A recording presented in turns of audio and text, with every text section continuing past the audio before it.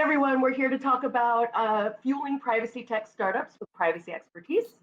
I'm Debra Farber, and I've got a wonderful panelists here today, Jason Cronk and Ray Everrett. And we're each going to take different perspectives today on how you would fuel your tech startup with privacy expertise.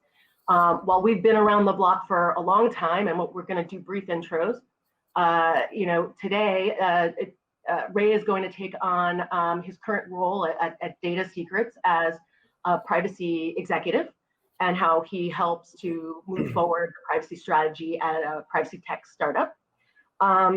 Jason is going to take the kind of the perspective of a consultant, a subject matter expert on privacy by design, and how he helps the privacy tech arena. And I'm going to talk about being a advisor to privacy tech startups. So, what does it look like? How do you find the right advisor? What do they do? And what is the perspective of an advisor in helping to push forward the strategy in privacy as well? So first, I will introduce myself last, and I'll start with you, Ray. Many here may not know that you were the first to coin the phrase chief privacy officer. Please give us a brief background. Sure. Thank you, Debra. It's good to be with everyone. My name is Ray Everett. I'm the co-founder and chief privacy and intelligence officer at Data Secrets, a privacy tech startup. But my background spans more than 20 years in privacy. As Debra alluded to, as one of the very first corporate chief privacy officers in the United States, and created that position at an early ad tech company in the late 1990s. And over the years, helped to evangelize the importance of taking privacy as a very serious board level, C-suite level concern for organizations, particularly as the use of data and the use of personal data in particular became more and more prevalent across more and more companies. I helped train some of the very first corporate chief privacy officers, was one of the co-founding board members of what is now known as IAPP, and helped write one of the very first CIPP certifications. So if you've passed your CIPP, you have me in part to blame for all of the effort that took. Thank you, Ray. Jason, please tell us a little bit about yourself. Sorry. Sure. If you've taken the CIPT recently, then you get to blame me because I'm the author of the book Strategic Privacy by Design, which is one of the textbooks for the IAPP certification. I am a consultant. I've been working in privacy for about 10 years. Previous to that, I was in information security. I'm a licensed attorney in Florida, though I try not to practice because I like the tech side too much. I am on the Privacy Engineering Advisory Board for the IAPP. I'm one of the co-chairs of the Privacy SIG of ISSA. And I recently started an organization with a few others called the Institute of Operational Privacy Design. So I've had clients from Fortune 20 clients to small startups, spanning the gamut. So yeah, there's me. Yeah, and I want to underscore how valuable to the profession and to everybody attending today, his book really is. Strategic Privacy by Design is just such a helpful tool to understand, how do you embed some of the great academic work that has already been done, around privacy and processes and control, illusory as it may be. How do you embed that into your business? So great. Well, thank you, Debra. No, absolutely. I mean it 100%. So, so I'm Debra Farber. I have a 15+ year career in advising companies from within the organization as a consultant, as an advisor. I've worn many different hats. around in the area of data privacy. Started out in compliance, really, right? Trying to figure out how do you take these laws and then bend them into companies, and then really deepen my I'm a lawyer by training, but I've never practiced. I should mention that. And really deepened my knowledge in the security area when I joined IBM, and really loved the tech side and the software development. As we're thinking about, as we're building new technology and we're innovating, how do we, ethically keep, the transparency about how we're using personal data? How do we message that to individuals? What is that like in the B2B space? Basically, how does it work under the hood of any particular company? And as a result, I call myself a business process hacker, because it's kind of like understanding, how a business works as data flows through many different business processes. I've worked at companies like American Express, IBM, Visa, and currently my day job, I do work for Amazon Prime Video on their information security team as a privacy lead. But today, I will be talking about my advisory roles, such as with DID, privacy request. I was formerly an advisor for Big ID. And of course, I'm an advisor for the Rise of Privacy Tech, the event we're putting on this event today, in addition to a few other non-privacy tech companies that I advise. So with that, I'd like to start kicking off some of the questions. The first is that I've been noticing, been definitely tracking the privacy tech market, and we know that it's really growing rapidly. And there's new startups popping up out of stealth mode all the time. Data Secrets is one. Zen Privacy is another that just announced with Michelle Dennedy and team, and a lot of various challenges that are trying to be solutioned. So I'm noticing a trend, though, where many of the tech founders are coming most recently from other industries, right? They're coming from information security, data governance, cryptography, data analytics, and a whole host of people who think they are able to just solve the privacy challenges. They want to jump in and just start building. So while they may understand some privacy and data protection challenges, they surely can't possibly know it all, right? There's going to be some knowledge gap there. So my first question to you, Ray, is what are the most common privacy mistakes that you see privacy tech teams make? And then, how do you suggest they avoid them? Mm-hmm. Yeah, the most common problem that I see in a lot of privacy tech companies is a presumption that what the current problems in the marketplace just require some ordering, some structure, something that maybe folks haven't thought of organizing in a particular way. And what happens is that folks lull themselves into a sense of, oh, I've got a better idea, I've got a smarter way to organize things or structure the information or perform operations using controls, et cetera. And what happens is that, like most good plans, they seldom survive contact with the enemy. The reality in so many organizations is that what you as a company may define as a data element or as a system or as a process is not going to map very cleanly to every organization out there that you're trying to sell a solution to. You need to remember and build in flexibility for all of the things that you that you have thought of and that you can't even think of.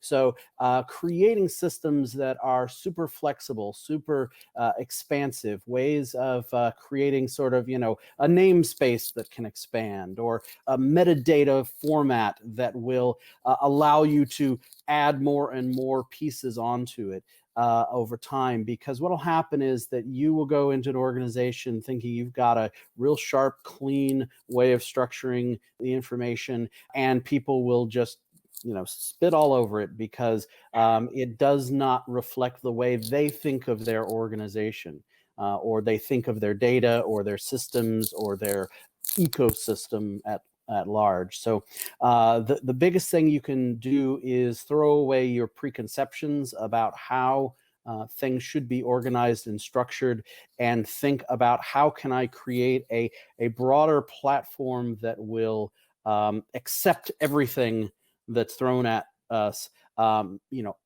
add structure, add format, but always be resilient and adaptable, because you're going to get that next client who's going to say, no, none of this fits my environment, and you want to have that flexibility. Otherwise, you will have a very narrow avenue of opportunity. And so when you say the flexibility, I know I get the general concept, but are you talking like, need webhooks into certain third-party systems and integrations? Are you talking just a general philosophy? Is it all of that? Well, so at this point, I'm talking about it as a general philosophy, because the devil is always in the details. So, for example, if you're creating what you think is a better data inventory system, the way that you identify third parties and the data elements processed by those third parties, and how you organize internal versus external systems, and how you think of a company and the departments within it and the affiliated and subsidiary parts of it. Well, everyone's going to conceive of those things differently. And rather than sort of trying to take there is a company and it has a core set of functions and it has a core set of vendors below it. That kind of hierarchy is maybe generally true. But if you're actually trying to represent that in a detailed data inventory that's going to give you actionable information, you need a lot more granularity. You need a lot more flexibility, because somebody might think of a department in one way and might think of a series of activities as their own separate entities that need to be represented in a data flow. So it needs to be at a philosophical level, keep that flexibility and openness and expansiveness. But when it gets down to the specifics of your technology, you really need to then apply that to say, all right, everyone's going to think of this differently. So how can I build it in a way that will be truly flexible? I think that makes sense, and it looks like we lost Jason here for a moment. So I'll answer the question for myself, and then hopefully he'll pop back in here. Well, first I think one of the biggest mistakes that a lot of privacy tech companies make is that they forget that they have a website and a brand, and they collect a lot of data for leads and business development and marketing and sales. Like all of that is, which is a little redundant as I stated it, but all of that information collection and being able to collect people who, basically your privacy policy is going to be explaining to the public how you view privacy. And like in a previous session with Melanie Ensign, as she was talking about how activists and litigators and they're going to be coming after and scrutinizing your product.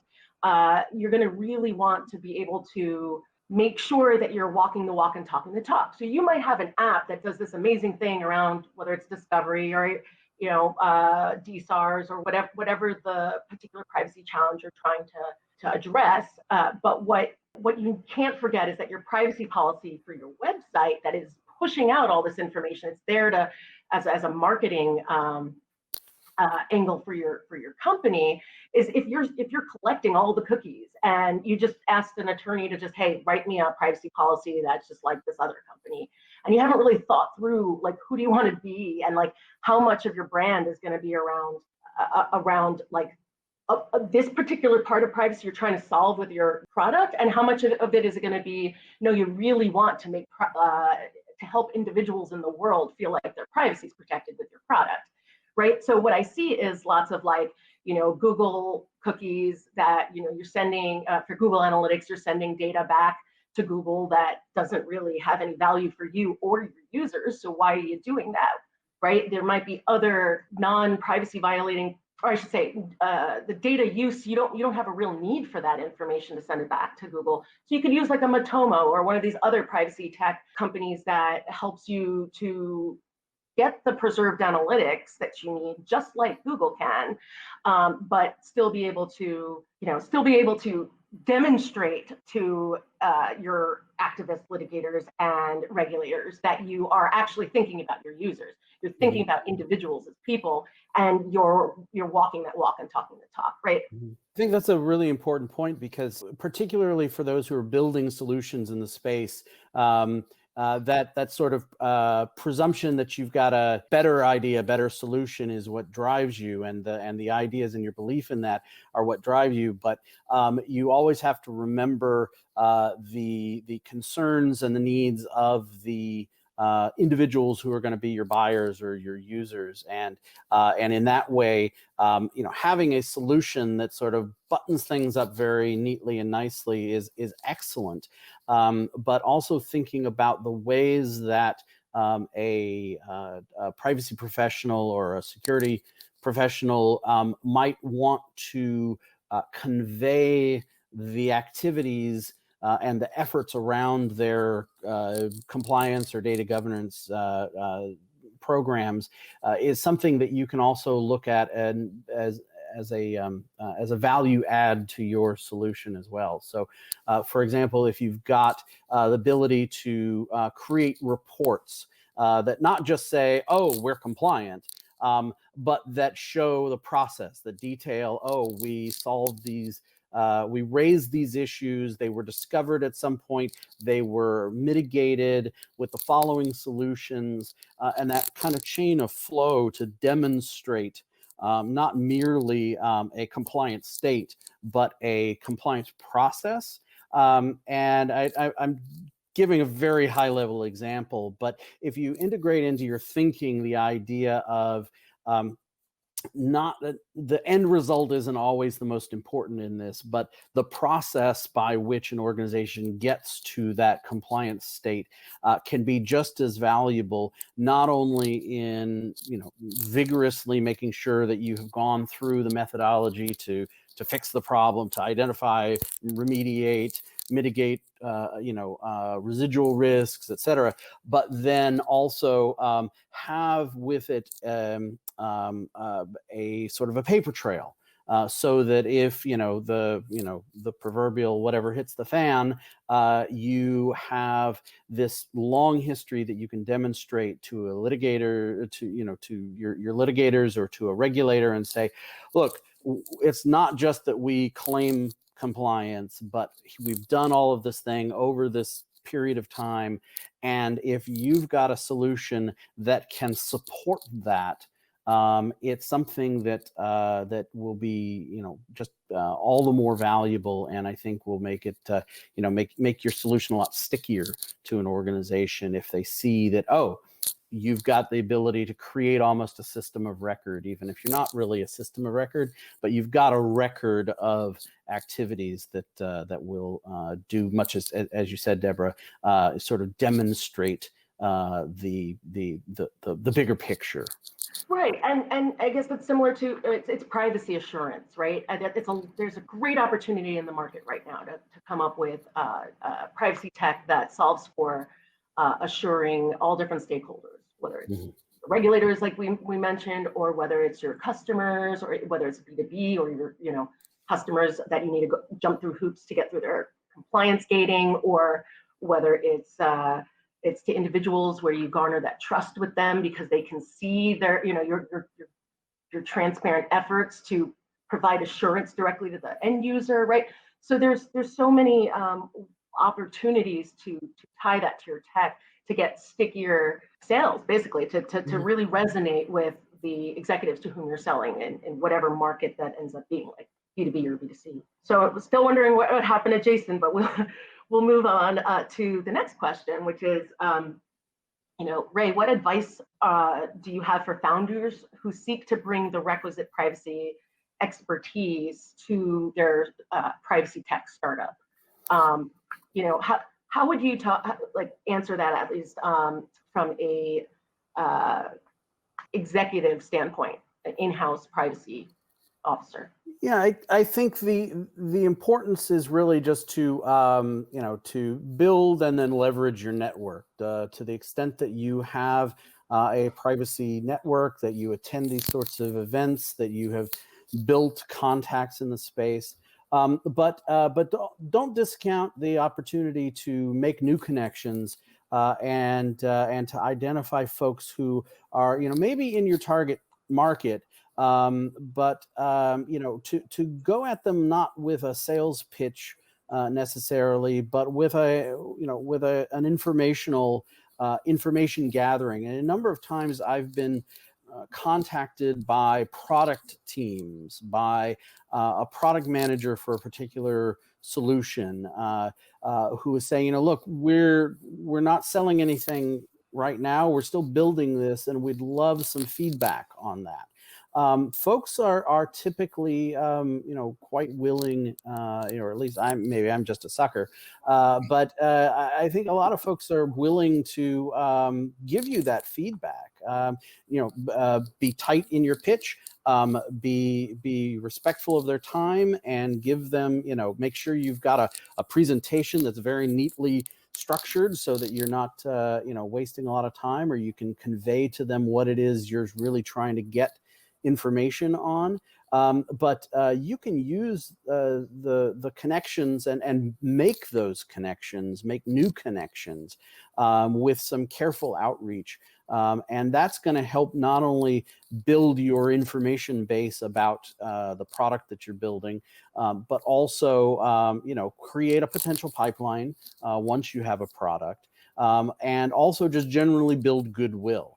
So that even if somebody's not in a position to buy down the road, they may say, but you should talk to my friend Debra, because she was running into this exact same thing the other day, and here, let me make an intro to you. And that's that's building the network in in the most traditional organic way. Yeah, and that brings a good point. Brings up a good point for me, at least, where I'm thinking. And Jason, I'm gonna go right to you after this. While you're still here, Yeah. tell me, like, what advice do you have for founders who seek to bring the requisite privacy expertise to their business? So I'll answer that question, but let me echo what Ray said about building a network organically. One of the things that is problematic is on LinkedIn, I get about, I don't know, on average, maybe 2 requests a week. Some tech startup, hey, we've got this new gizmo. Will you take a look at it? Sure. Are you willing to pay my consulting fee? I'm happy to do it. I don't know you. Why, I'm happy to engage, but I'm not gonna do it for free for somebody I don't know. I just don't have the time. And this is how I make my money, right? Now, if it's somebody I've known or have met, I may give, a cursory look and give them some pointers. Even still, I would be hesitant to go into detail and spend an inordinate amount of time reviewing their product and service. So don't just blindly reach out to people. Start making those connections, as Ray said. These are good opportunities. Go on here, and look at who is attending. Just message people, say hi. Especially people who maybe have some expertise to lend, and people are much more willing to give advice generically than review your specific product or service, or something like that.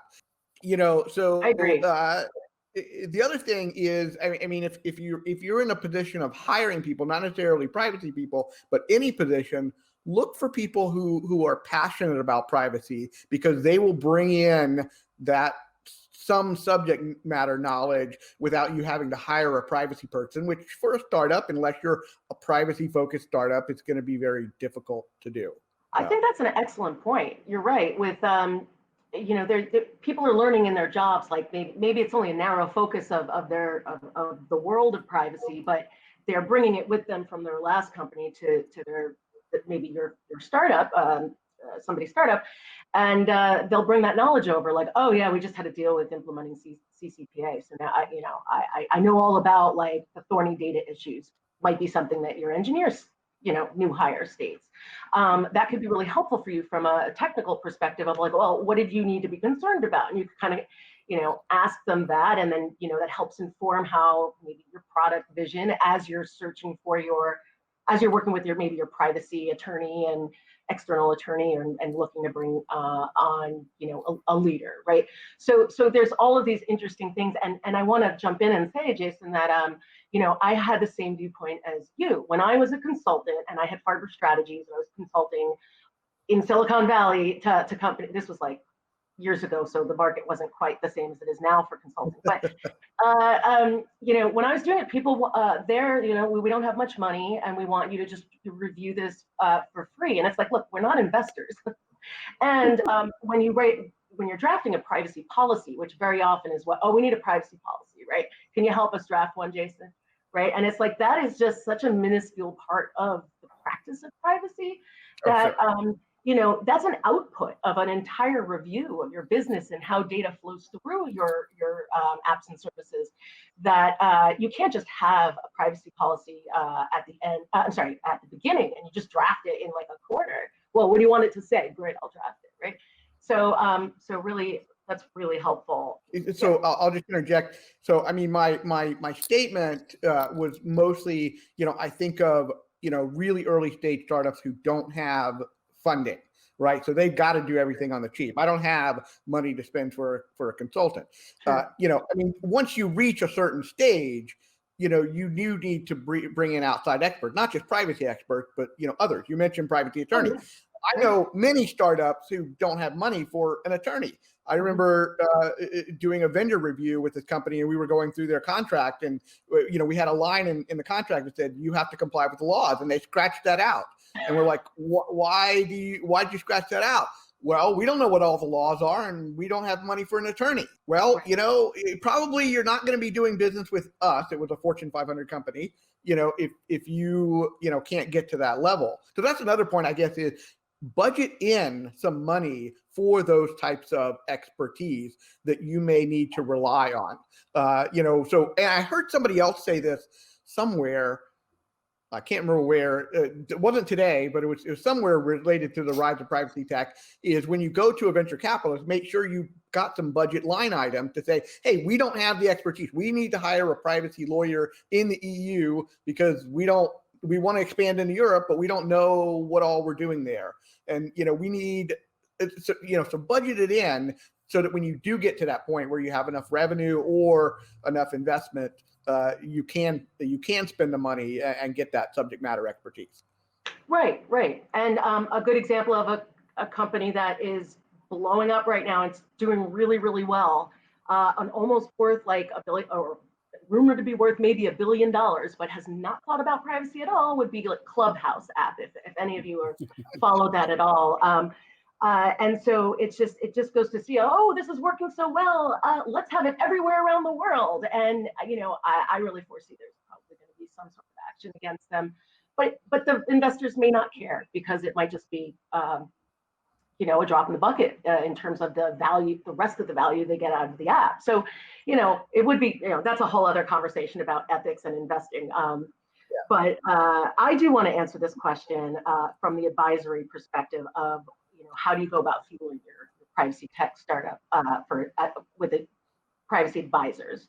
And we're all generalists here, the three of us, privacy generalists. We have deep knowledge of a lot of the privacy domains. So at first it's like, do you want someone who's a generalist, or do you want someone who's, let's say, are you in the healthcare privacy space and you want someone who's got deep HIPAA, healthcare tech understanding, because you're going to be integrating with like healthcare or insurance or whatever other any other regulated market that has its own thorny set of issues. You'd also, there's I'm an advisor for several startups, and the way that I assist them is different.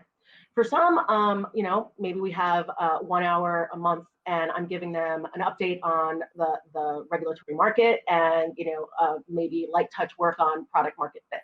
for other, another one, they already had a chief privacy officer on board. Sorry, it's been a really long day.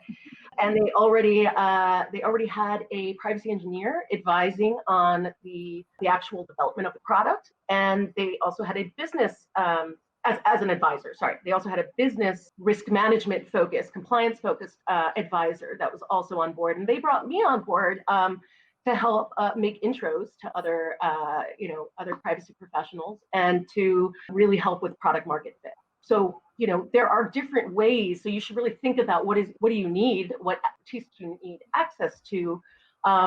Also think about, we only have so much time. I have a day job and I advise on the side. So, it's very important to me. So I can't take on too many advisory roles because then I wouldn't have the time to really give the deep knowledge, and attention. So, just throwing that out there, in terms of being an advisor, it could be, the way you get compensated. For me, I go, well, I'm not a consultant right now, and I do have a day job. So for me, I like to be compensated in equity. If I were a consultant and it was my day job, I would want to be compensated with payment or a combination of equity and payment, right? And money. Yeah, exactly. So and it worked out really well for me, as I was an advisor early on to Big ID. I think it was before their seed round. It might have been just after their seed round. So I and then I joined Big ID as a full-time employee. So, it's how far do you want to be able to go? What's the synergy like with the founders? How do you, these are all questions that you should be thinking about when thinking about what kind of advisor to bring on board. And also, to know that you're working with people who've been in the field for so long, it's going to help you when you're looking for investment as well. Anyone have anything else to add before I jump to the next question? It's hard to describe, having been on the consultant advisor side of it. It's hard to describe what you should look for, other than clearly good looks and enough gray in the beard. But I'm behind. well, we'll buy you a beard. But I would just add to that find someone who is going to mesh well with your sort of target market, your audience. I think if you're a healthcare oriented entity, a generalist may very well help you, but someone with that bit of experience. But don't be beholden to only a healthcare. I want a healthcare privacy person and nobody else, because it's those adjacent experiences that I think oftentimes are the most valuable and enlightening. So, well, if someone has had some experience in a field, that's great, but don't just, if you're a financial services oriented entity, broaden your scope, broaden your view out to people other than, banks and fintech privacy people, because that person who comes out of maybe a manufacturing background or telecommunications background may have some really interesting insights, and a good privacy professional can pick up the nuances of a new domain pretty quickly in my experience. So privacy generalists, if they've made a living as a generalist, that means that they can usually be pretty flexible. So don't lock yourself in that one. It's a really good point. There was a time I felt I was locked into the healthcare space. Oh, you do HIPAA stuff. You can't do online advertising. You don't know that space. You're like, do you understand how complicated HIPAA is? It's like, if I could do that, I could do anything, right? Yeah. Throw a law at me, and then GDPR came in. No. So working with different organizations, I mentioned before that there are differences between a B2B versus a B2C kind of way of framing what privacy needs need to be met, or how the complexities of it. How would you approach? What have you observed as the main difference in your approach, if you were, for B2B private or communicating privacy to B2B versus B2C? Jason, want to go? I thought we were doing Ray Jason, but okay. I'm sorry. I know. We can do that. We're about to say something. I'll just go ahead and say that I'm actually coming immediately to Data Secrets out of a company called Blackhawk Network, which is a financial technology platform. If you've bought a gift card anywhere in the last many years, you probably bought one that was powered by Blackhawk Network. And we have our own, we used to, past tense, my company had a B2C component, gift card mall and the displays in retail establishments and the like. Also had a very strong B2B component with things like running rebate programs and reloadable prepaid cards for cell phones and things like that. And so those created some very different risk profiles and risk considerations and some very different attitudes about sort of how data should be managed and the like. And as a result, the service providers and vendors in our ecosystem for each could be a little bit different. But there are some commonalities in that, particularly for any organization that is trying to figure out how to sort of strengthen their privacy understanding and to build products that address it, which is the primacy of personal data. Even in a B2B environment, there is a lot of personal data. It can be, just as simple as login information for individuals to access your platform. But it can also be, they're using your platform to potentially process data about their customer. And while as a service provider, you may have certain controls and protections around how that data is cordoned off and encrypted and kept in a separate environment, you still need to understand the activities that those companies are engaged in and how that data is going to be used, and as a result what the risk profiles arising from that are. And it's sort of getting into the details of how those relationships work, even in a B2B environment, is going to be where you're going to identify opportunities for a product or service. I think back to the early days of ad tech, where everyone was looking for the big solution. Everyone was trying to boil the ocean. It was a fundamental new concept, and everyone was trying to come up with something that would finally allow the holy grail of targeting somebody with an ad at the right moment at the right time. And 20 years later, we're still kind of on the cusp. But we're getting close. We're getting so close. But what was always sort of a piece of that is that you could develop something for the big picture, but the really interesting opportunities always came at the edges, came at the thousands of little wheels and cogs and pulleys within those environments, within those ecosystems. And the number of times I saw somebody who worked at a big company and they worked on these big solutions and they spotted some tiny little area of friction and they could improve the efficiency of it by 0.005%.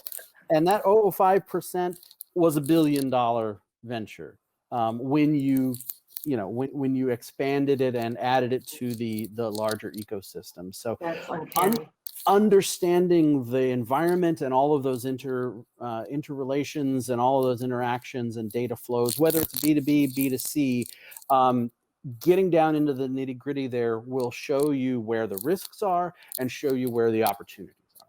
Excellent. Thank you, Ray. And with the 3 minutes that we have left, Jason, I actually, you could either answer that really quickly, but I would love for you to answer what you're seeing in the market. Are there areas that are maybe overdone, underdone? We're putting too much focus on, not enough. Oh, sure. Give me 3 minutes to answer both of those questions. No, you could skip to the last that one instead. So I do want to follow up, Ray. I mean, I obviously agree with everything you said.